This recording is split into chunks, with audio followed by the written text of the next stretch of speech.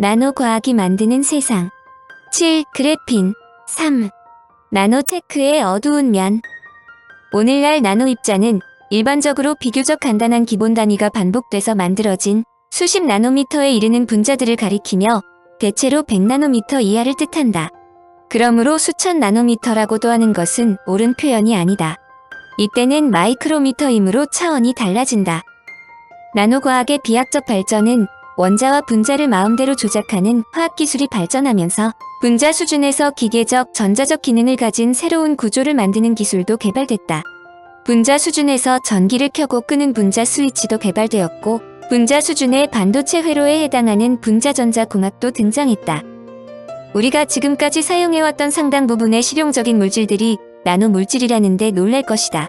사실 인간들이 나노물질로 움직였다는 것을 모르고 살았다는 것은 전혀 이상한 일이 아니다.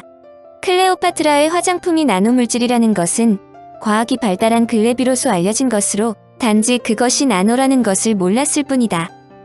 여름철에 자외선으로부터 피부를 보호하기 위해 선크림 크림을 바르는데 이것도 나노기술이 큰 역할을 한다. 피부암을 일으키는 자외선 차단을 위해 이산화티탄 분말을 크림에 배합하는데 이때 큰 입자일 경우 마치 밀가루를 발라놓은 것처럼 보이지만 이 입자 크기를 50나노미터 크기로 작게 만들면 투명하게 되기 때문에 사람들이 전혀 이를 이상하게 느끼지 않는다.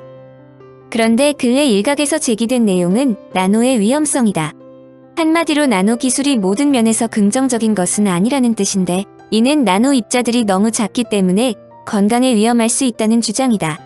사실 나노 입자들이 인체에 미치는 영향은 아직까지 정확하게 밝혀지지 않았지만 심각한 영향을 미칠 가능성은 상존한다. 2001년 9월 11일 미국 뉴욕의 세계무역센터가 테러범에 의해 붕괴되면서 엄청난 분진을 쏟아내었다. 문제는 이때 발생한 작은 분진들이 뉴욕시 전역으로 퍼져나갔는데 이것의 독성과 공해가 걸프전 당시의 유전화재나 북경의 석탄 연료에 의한 피해보다 더 클 수 있다는 주장이다. 학자들이 주장하는 것은 단순한 미진 속에 함유된 독성 물질에 대한 것만은 아니다. 학자들이 우려하는 것은 나노 크기의 입자들이 세포 에콜로지에 큰 영향을 미칠 수 있다고 생각하기 때문이다. 나노 입자로 코팅한다면 그 작업을 하는 사람의 호흡기뿐만 아니라 피부를 통해서도 나노 입자가 인체 내로 들어오는 것을 막을 수 없다. 기술적인 면에서 나노는 거의 모든 면에서 상상을 초래한다. 자동차의 타이어만 해도 나노 입자 크기의 점토를 섞으면 타이어의 마모가 느려진다고 알려진다. 문제는 이 나노 입자가 고속도로변에 날아다니다 인간의 몸속으로 들어오면 이들이 몸속에 배출되지 않고 축적될 수 있다는 지적이다. 나노가 인체에 미치는 영향을 가늠할 수 없다는 뜻이 되는데 학자들이 우려하는 것은 이 점만이 아니다. 나노 입자가 위험할 수 있는 것은 우리 몸이 자연에 존재하지 않는 낯선 물질에 쉽게 적응하지 못하기 때문이다. 나노 물질이 무차별로 축적되었을 때 파급 효과가 만만치 않다는 것을 의미하는데 가장 우려되는 것은 나노봇과 같은 신재료의 행보이다. 인간들이 기대하는 세포를 수리하는 나노로봇이 인체 속으로 들어가 기대한 효과대로 작용할 때 문제가 될 리 없다. 그러나 이들이 선으로 작용하지 않고 악으로 작용할 수도 있다는 것이다. 영화에서 자주 나오는 악당이 등장할 수도 있고 일부 국가에서 정책적으로 이를 조종할 수도 있다. 그동안 악당 바이러스나 질병이 등장할 때마다 음모론이 등장했다. 에이즈, 사스는 물론 코로나19도 연구진의 실수로 누출되었다는 루머도 있는데 이를 무기로 삼을 경우의 피해는 그야말로 상상할 수 없는 파국으로 몰아갈 수 있다. 한마디로 나노급의 바이러스는 물론 자체 증식이 가능한 나노로봇 등을 악의 용도로 사용할 경우 한 명의 인간이 아니라 대량 살상이 벌어질 수 있다는 것이다. 그러나 많은 SF 영화에서 항상 정의의 사나이, 즉 슈퍼맨, 태권 V, 마징가 Z, 로보캅, 스파이더맨, 아이언맨 등이 나타나 지구나 인간들을 구해주지만 실제 조그만 돌발 상황이 일어날 경우 보다 위험할 수 있다는 것이다.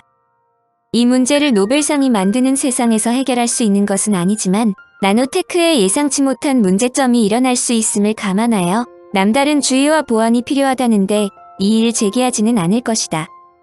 노벨상 위원회의 실수. 그래핀으로 많은 한국인들을 놀라게 한 것은 노벨상 수상에 당연히 포함되어야 할 한국의 김필립 교수가 제외된 것은 노벨상 위원회의 실수라는 지적이다. 그것도 네이처가 제기한 주장이다. 네이처지는 2010년 노벨상 수상자가 발표되자 안드레 가임 교수와 콘스탄틴 노보솔로프 박사에게만 노벨상을 수상하는 것은 문제가 있다고 보도했다. 우선 노벨상위원회가 당초 두 학자가 2004년 사이언스지에 탄소의 단층 구조체인 그래핀의 합성과 관련한 논문을 게재한 공로로 노벨 물리학상 수상자로 선정됐다는 것을 지적했다. 미국 조지아텍 대학의 월터 드이어 교수는 2004년 논문에 실린 물질은 그래핀이 아닌 탄소의 복층 구조체인 그래파이트였으며 실제 그래핀을 합성하고 그 특성을 실험한 결과는 2005년 네이처지에 실렸다고 지적했다. 2005년 네이처지에는 김필립 교수의 그래핀 연구 결과도 소개됐다는 것이다. 한마디로 김 교수가 공동 수상자가 돼야 한다는 설명이다. 이 내용을 들은 가임 교수도 김 교수가 중요한 공헌을 했으며 그와 상을 나눌 것이라고 말했다. 노벨상 위원회도 자신들의 실수를 인정하여 웹 버전에서는 수정하겠다고 밝혔다. 이러한 그래핀의 특성을 가장 잘 설명해주는 것이 바로 노벨상 추천사이다. 노벨상 추천사, 전하, 그리고 신사숙녀 여러분. 2010년 노벨 물리학상은 획기적인 차세대 나노 신소재를 개발한 공로에 대해 수여하고자 합니다. 새로운 수준의 소재를 대표하는 이 그래핀이라 불리는 소재는 놀랍게도 연필이나 접착제 같은 평범한 사무용품을 활용해 극히 소량으로 생산이 가능합니다. 탄소는 아마도 자연적으로 존재하는 가장 중요한 요소일 것이며 우리가 아는 모든 생명체의 근간이라 할 수 있습니다. 순수한 탄소의 가장 보편적인 형태는 그래파이트, 즉 연필에 사용되는 흑연입니다. 탄소가 고압을 받게 되면 고가의 다이아몬드의 형태로 존재하게 되는데 이 홀에 있는 보석 중 일부가 바로 그 다이아몬드일 것입니다. 그래파이트는 원자 하나의 두께를 갖는 여러 겹의 탄소 원자층으로 이루어지며 이러한 층 하나를 우리는 그래핀이라 부릅니다. 그래핀층은 육각형 구멍을 가진 작은 철망 같은 모습이고 육각형 구조이지만 원자 하나의 두께에 지나지 않을 만큼 매우 얇습니다. 각 그래핀층은 강하고 질기지만 그래파이트에서 많은 이들층이 서로 약하게 연결되어 있어 우리가 연필로 글씨를 쓸 때 일어나는 현상과 같이 그래파이트는 쉽게 찢깁니다. 종이에 연필을 대고 그으면 여러 겹의 탄소 부스러기가 떨어져 나옵니다. 당연히 어떤 부스러기는 다른 것들보다 더 얇을 것이며 이는 실제로 반일탄소층들을 구성하는 부스러기의 작은 부분일 것입니다. 이 홀에 계신 여러분도 연필로 글씨를 쓸 때 그래핀과 같은 얇은 층들을 만들어내는 것입니다. 그래핀은 2차원적 결정성 물질을 대표합니다. 2차원이라 함은 높이가 아닌가로 세로로만 원자들이 물질에 연결된다는 것을 뜻하며 물질에서 전자가 3차원이 아니라 2차원으로만 이동할 수 있다는 의미입니다. 그래핀에서 원자들은 마치 질량이 없는 것처럼 보일 정도로 특이하게 활동합니다. 물리학에서 이것은 특이한 형태의 양자올 효과와 같은 흥미로운 현상을 일으킵니다. 이것의 또 다른 예로서 클라인 터널링이 있는데 이 효과는 1929년 스웨덴 물리학자 오크사 클라인에 의해 예견됐던 것입니다. 다른 계통에서는 일찍이 관찰된 적이 없고 그래핀에서만 지난해 관찰된 바 있습니다. 그래핀은 또 다른 예외적인 특성을 가지고 있는데 강철보다 100배는 더 강하다는 것입니다. 1평방미터의 그래핀으로 해먹을 만든다고 가정할 때 이것은 비록 단 하나의 원자 두께에 해당하는 것이지만 갓 태어난 아기나 고양이를 거뜬히 들 수 있을 만큼 질긴 것이 특징입니다. 이 해먹은 약 1mg, 즉 고양이 수염 하나의 무게에 지나지 않습니다. 또한 그래핀은 훌륭한 전도체의 역할을 하는데 그 전도성은 은의 10배에 달하며 투명하고 유연할 뿐 아니라 신축성도 매우 뛰어납니다. 오래전부터 그래파이트는 육각형의 탄소층으로 이루어져 있다고 알려져 있으며 그래핀에서 전자의 활동은 일찍이 1947년 필립 월레스에 의해 계산된 적이 있지만 그 누구도 단일 레이어의 전기 계측이 가능하도록 그래핀을 분리할 수 있으리라 생각지 못했습니다. 그런 이유로 올해 수상자인 안드레 가임과 콘스탄틴 보노셀로프가 동료들과 함께 2004년 그래핀에 대한 첫 번째 논문을 발표했을 때 세상 사람들은 놀라움을 금치 못했습니다. 평범한 접착 테이프를 사용한다는 실로 기발한 방법으로 얇은 탄소 레이어를 분리해 적합한 표면으로 이동시키는 데 성공했습니다. 또한 이종 현미경을 사용하여 레이어 중 일부가 단 하나의 원자 두께만큼 얇다는 것을 보여줄 수 있었습니다. 그들은 적절한 형태로 샘플을 새겨넣고 전극을 연결했으며 전기 계측을 수행하여 실제로 이 소재가 예상된 특성을 지니고 있음을 증명해냈습니다. 이후 여러 팀들, 특히 이 두 교수의 팀이 새로운 실험을 수행했고 이 새로운 탄소 소재의 수많은 흥미로운 특성들을 연구했습니다.